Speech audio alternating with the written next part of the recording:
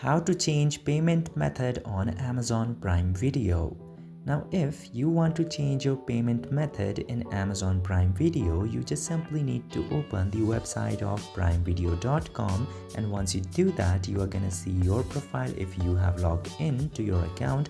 If not, just simply log into your account at very first, and after tapping into the profile, you will see the option of account and settings. Tap to account and settings and this page will appear in your screen, and you will see the option of set payment method.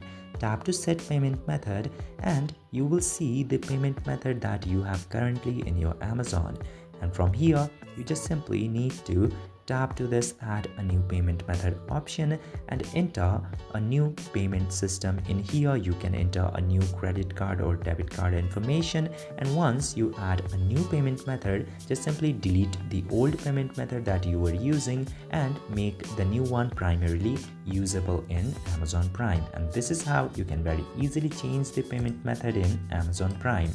I hope this video was informative. If yes, don't forget to hit that subscribe button.